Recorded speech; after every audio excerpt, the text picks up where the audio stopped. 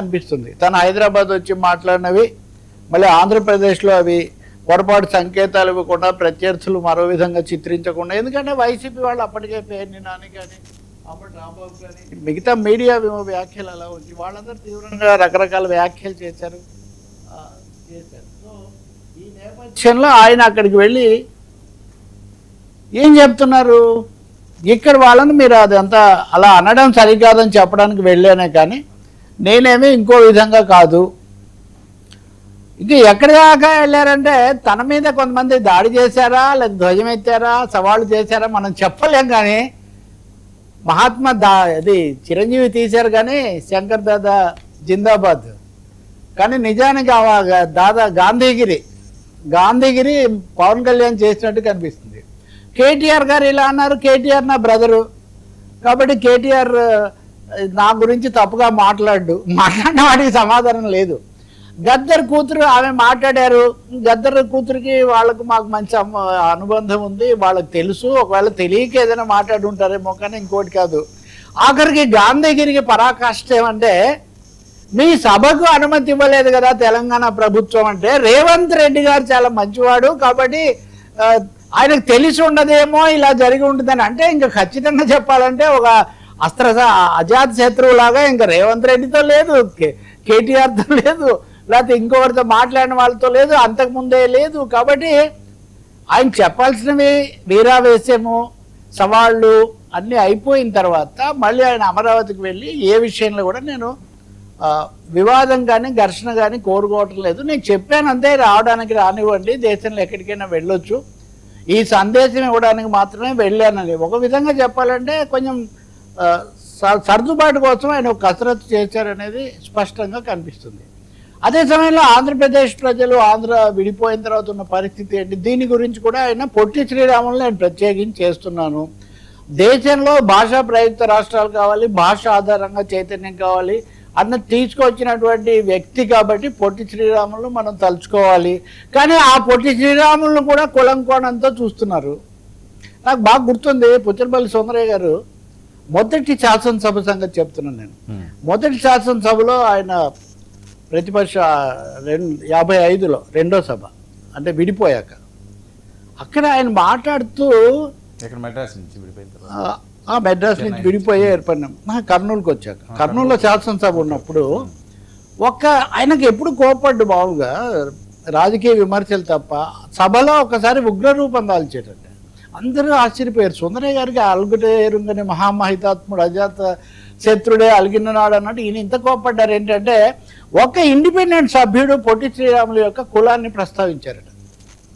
సుందరయ్య గారు ఆగ్రహం దగ్గరలో అయిపోయారు, పొట్టి శ్రీరాములు కులం గురించి నువ్వు మాట్లాడతావా అని.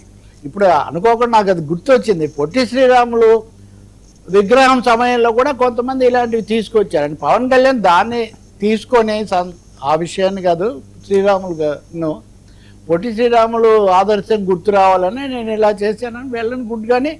కానీ అదే సమయంలో జనసేన నేపథ్యము, రకరకాల వాదోపవాదాలు, తన మీద ఏ దాసరామునో ఇంకొకరు ఇటువంటి వాళ్ళు చేసిన విమర్శల మీద స్పందించిన తీరు, దీన్ని బట్టి కొంత కలత కలిగిన మాట మాత్రం నిజం. దాన్ని సర్దుబాటు చేసే ఒక ప్రయత్నం ఆయన చేశారంటే ఆయన రాజనీతి ప్రదర్శించారు. నిజం చెప్పాలంటే తెలుగు ఆంధ్రప్రదేశ్ ప్రజలు కానీ అలాగే తన అభిమానులుగా ఉన్నటువంటి కొన్ని సామాజిక తరగతుల్లో కానీ కలిగిన అపార్థాలు తొలగించి, నేను మిమ్మల్ని ఏం అనలేదు, ఆంధ్ర రాష్ట్రం అంతా కులాలకు అతీతంగా వెళ్ళాలి అని చెప్పడానికే నేను ప్రయత్నం చేశాను అన్నది ఆయన కసరత్తులాగా ఉంది. ఇంకా మూడోది, దీనికి ఆయన వైసీపీ వాళ్ళు ప్రతి విషయానికి కులాన్ని తెస్తున్నారు. నిజానికి వైసీపీ పుట్టింది 2012లోనో 2011లోనో. కులము ఈ సమస్య నేను ఇప్పుడు చెప్పినట్టు ఎప్పటి నుంచో అది పెరిగి ఉండొచ్చు కూడా. తప్పకుండా ఎన్టీఆర్ వచ్చా కొంతమంది దాన్ని తీసుకొచ్చారు, అటు నుంచి తెచ్చారా ఇటు నుంచి తెచ్చారా, కాంగ్రెసా తెలుగుదేశమా మనం చెప్పలేము. కానీ రెండు పార్టీలు రెండు కులాలతో ఐడెంటిఫై అయిన వాతావరణం పెరిగినప్పుడు మూడో దాంతో ఎందుకు ట్రై చేయకూడదు అన్నది కూడా వచ్చింది. ఇదొక రాజకీయ చారిత్రక వాస్తవం. సో ఈ నేపథ్యంలో నేను మళ్ళీ దీన్ని బ్యాలెన్స్ చేయడం కోసం నేను ఈ జనసేన గళం అంతే కదా, సేనాగళం, ఈ సేనాగళం అంటంలో మనము మిస్ కాకూడదు, అది యువగళం అన్నదానికి చాలా దగ్గరగా ఉండడం కూడా మనం గమనించవచ్చు. యువగళం ఎవరిదో, యువగళం ఎందుకు తెస్తుందో కూడా ఇదేమి బహిరంగ విషయమే కదా. లోకేష్ తన యాత్రకు యువగళం అని పేరు పెట్టుకున్నారు. ఇప్పుడు ఆయన వర్కింగ్ ప్రెసిడెంట్గా దాదాపు కాబోయే సారథిగా సారథ్యం చేపట్టడానికి సిద్ధంగా ఉన్నారు. కాబట్టి సేనా గళం అని పెట్టి ఇందులో అందరికీ ప్రాతినిధ్యం ఉంటుందని. కానీ ఈ ప్రకటనలో ఒక సమస్య ఉందని పవన్ కళ్యాణ్ గారు గుర్తించలేదు. అదేంటంటే అసలు జనసేనలోనే అందరికీ ప్రాతినిధ్యం ఉందని ఒకటి చెప్తున్నప్పుడు దానికోసం మళ్ళీ సేనాగళం అవసరమే తెలియదు. సేనాగళం పలానా ప్రత్యేకమైన ప్రయోజనం కోసం పెట్టానంటే వేరే విషయం. కానీ అన్ని కులాలు ఒకటే, కులాల వారి సమస్య ఉండకూడదని చెప్పడానికి మళ్ళీ కొత్త సంస్థను అంతర్గతంగా పెట్టాల్సిన అవసరం లేదు. ఏదైనా ఆయన ఇష్టం. చివరి అంశం ఏమంటే అమరావతిలో ఇది పెట్టడానికి కూడా ప్రాధాన్యత ఉంది. నేను ఇందాక అన్నట్టుగా జై ఆంధ్రప్రదేశ్ కాదు, జై అమరావతి కాదు, జై ఆంధ్రప్రదేశ్ అనండి మీరు అని నేను చెప్పాను. ఎందుకు చెప్పానంటే దీని మీద చాలా వచ్చాయి. జై తెలంగాణ అంటే కనెక్ట్ అయినట్టుగా జై ఆంధ్ర అంటే కనెక్ట్ కావట్లేదు. ఇది ఆయన విమర్శ, ఆరోపణ. నిన్న కూడా మనం చర్చించిన విషయమే. అందుకని జై అమరావతి కాదు, మీరు జై ఆంధ్రప్రదేశ్ అనండి, రాష్ట్రం అంతటిని దృష్టిలోకి తీసుకోండి అని చెప్పడానికి నేను అది తీసుకొచ్చాను, అంతకంటే ఇంకోటి కాదు అని ఆయన చెప్తూ ఉన్నారు. కాబట్టి ఒక విధంగా చెప్పాలంటే దీని ద్వారా ఆయన రాజధాని రణంలో ప్రవేశిస్తున్నారు. ఇంతకుముందు చంద్రబాబు నాయుడు లేకపోతే మంత్రి నారాయణ చెప్తున్నది, మొన్న జగన్మోహన్ రెడ్డిని పెనుమాక ఉండవల్లి ఆ ఊర్లో ఎర్రబాలెం వాళ్ళందరూ రైతులు వెళ్ళి కలుసుకున్నప్పుడు అందరా కొందరా, ఎందుకంటే ఈరోజు ఒక పత్రికలో అక్కడ ఎంతమంది రైతులు ఉన్నారు, ఎంతమంది అక్కడికి వెళ్ళారని రాస్తూ నిన్న ఒక మాట చెప్పాను నేను, వైసీపీ తీసుకొచ్చిన వాళ్ళే వచ్చారని. జగన్ సభకు వైసీపీ తెచ్చిన వాళ్ళు కాక వేరే వాళ్ళు ఎవరు వస్తారని కూడా నేను ప్రశ్నించాను. ఈరోజు అదే పత్రికలో ఇక్కడికి మొత్తం 27 మంది వచ్చారు, వీళ్ళలో 21 మంది జగన్మోహన్ రెడ్డి గారి సామాజిక వర్గానికి చెందిన వాళ్ళే. ఇప్పుడు మళ్ళీ ఒక విధంగా ఇప్పుడు పవన్ కళ్యాణ్ ఏదైతే వద్దంటున్నారో, ఏదైతే లేకుండా ఉంటానని నేను చేస్తానంటున్నారో మళ్ళీ ఇప్పుడు అదే జరుగుతుంది.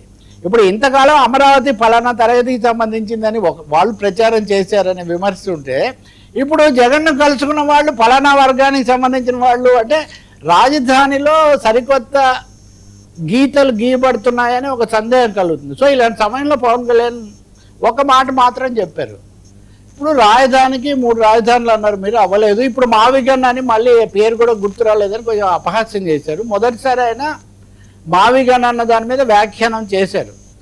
సో ఇప్పటిగా 3 రాజధానులు అన్నారు, ఇప్పుడు మళ్ళీ అమరావతి, మచిలీపట్నం, విజయవాడ, గుంటూరు అంటే ఇంకో 3 కదా, అప్పుడు 6 రాజధానుల వల్ల రాజధాని ఎలా కట్టాలి, ఎంత ఉండాలన్న దాని మీద ఎవరి కాన్సెప్ట్, ఎవరి దృక్పథం వాళ్ళకు ఉండొచ్చు.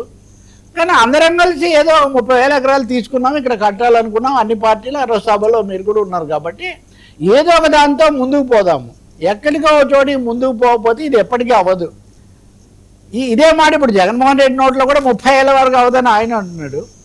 ఎక్కడో చోటు తెచ్చుకోకపోతే ఇది ఎక్కడికి పోదని వీరు అంటున్నారు, నారాయణ కూడా అంటున్నారు. కాబట్టి మనం ప్రజలు, ఆంధ్రప్రదేశ్ ప్రజలు కోరుకునేది, అందులో కవిత గారు కూడా కోరుకుంటున్నారు తొందరగా అమరావతి పూర్తి చేసుకోండి అని. కాబట్టి అమరావతికి సంబంధించి ఒక ఏకాభిప్రాయ సాధనకు కూడా ఆయన చొరవ తీసుకుంటే చాలా బాగుంటుంది. వెళ్ళి అమరావతిలో ఈ సందేశం ఇచ్చారు కాబట్టి. అంతకుముందు కూడా ఆయన ప్రత్యేక హోదా మీద ఒక అఖిలపక్ష సమావేశం జరిపారు, తర్వాత బీజేపీతో స్నేహం వల్ల దాన్ని పక్కన పెట్టారు. కానీ ఇప్పటికైనా మీకు నేను క్లియర్గా నిన్న మీతో అన్నాను, నేను చంద్రబాబు, జగన్మోహన్ రెడ్డి, పవన్ కళ్యాణ్ రాష్ట్రం కోసం, ముఖ్యంగా రాజధాని పూర్తి కోసం ఒక వేదిక మీదకి రావాలి. అలా జరిగితే నిన్న ఆయన వెళ్ళిన ప్రయోజనం నెరవేరుతుంది. చంద్రబాబు కూడా నిన్న మాట్లాడారు. మాట్లాడుతూ పవన్ కళ్యాణ్ హైదరాబాద్కు రావడం మీద చేసిన వ్యాఖ్యలు సరికాదు, నేను తమిళనాడుకి వెళ్ళి ప్రచారం చేయలేదా, ఇంకో రేవంత్ రెడ్డి అక్కడికి పోలేదా, కాబట్టి దేశమంతా ఒకటే, ఇలా చేయకూడదు అని మొత్తానికి లైట్ అంటారే మన వాళ్ళు తెలుగులో, ఇంగ్లీష్లో లైట్గా సరిపెట్టారు. దాన్ని పెద్ద తీవ్రమైన సవాల్గా పెంచకుండా ఇలాంటి పద్ధతులు సరికాదు, కలిసిమెలిసి వెళ్లాల్సి ఉంటుంది అనే మాట చంద్రబాబు నాయుడు కూడా చెప్పారు. సరే ఈరోజు క్యాబినెట్ ఎలాగో ఇప్పుడు జరుగుతుంది కాబట్టి, ఇప్పుడు క్యాబినెట్ సమావేశం మధ్యలోనే పవన్ కళ్యాణ్కు సమస్య వచ్చి ఆయన వెళ్ళిపోయారు. క్యాబినెట్ మరి దీని మీద ఏమి సందేశం ఇస్తుందో, ఏం జరుగుతుందో మనం చూడాలి.